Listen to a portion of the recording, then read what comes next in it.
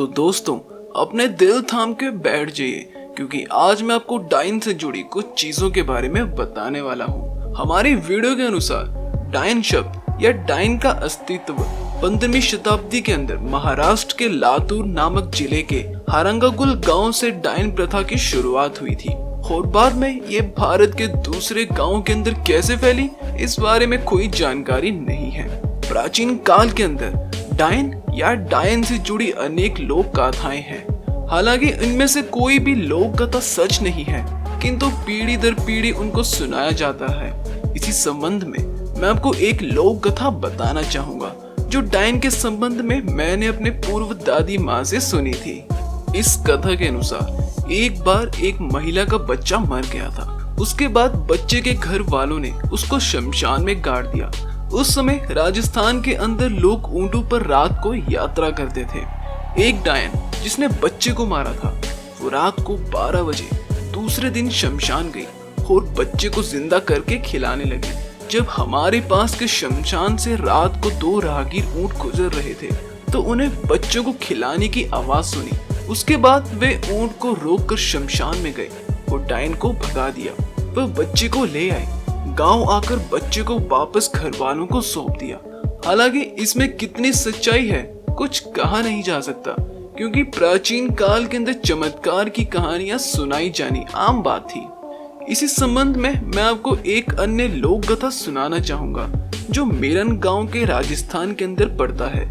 वहां की लोक कथा है जिसको बहुत से लोग रियल मानते हैं। इस गांव के अंदर एक महिला रहा करती थी। हालांकि मुझे उसका नाम कोई नहीं बता सका। कथा के अनुसार महिला के 7 पुत्र थे। उस महिला के बारे में सबको पता था कि वह डायन है। एक दिन गांव के अंदर ही किसी के 2 पुत्र हुए। जब वे लड़के थोड़े बड़े हुए तो इत्तेफाक से वह डायन उसके घर आ गई और दोनों में से एक पुत्र को गोद में लेकर खिलाने लगी और कुछ समय खिलाने के बाद उसे छोड़कर वहीं चली गई। बाद में वो बच्चा मर गया और घर वालों ने उसे शमशान के अंदर दफना दिया। डायन रात के अंदर शमशान में जाती और मरे हुए बच्चे को खिलाती। बच्चे रोने की आवाज कई लोगों ने सुनी, लेकिन किसी ने गौर नहीं किया। उसके बाद एक दिन वह डायन फिर उसी घर के अंदर आई और फिर एक बच्चे को खिलाने लगी। अब की बार भी उसने बच्चे को वैसे ही मार दिया। हालांकि घर वालों को पता चल चुका था कि उस डायन ने ही बच्चों को मारा है। तब वे एक तांत्रिक को लेकर आए। तांत्रिक ने भी वही बताया जो घर वाले पहले से जानते थे। उसके बाद तांत्रिक अपनी बात को सिद्ध करने के लिए रात में उस वक्त शमशान में सबके साथ गया और डायन बच्चों को खिला रही थी। उसने सबको दिखा दिया कि डायन ने ही बच्चों को कलेजा निकालकर मार दिया है। इस कहानी के अंदर बच्चा वापस जिंदा नहीं होता है। इसके बाद महिला की बहुओं ने अपने पतियों से कहा कि उसकी माँ डायन है, लेकिन बेटा ने किसी की भी बात नहीं सुनी। फिर एक दिन जब डायन रूप बदलकर कहीं गई थी तो उसने कपड़ों को बहुओं ने छुपा दिया था। उसके बाद जब डायन मांस खाने के लिए किसी दूसरे के घर में बिल्ली के रूप में थी तो उसका मुंह जल गया। जब वह बिल्ली बनी वापस आई तो उसे अपने कपड़े नहीं मिले तो माऊ माऊ करते घूमने लगी।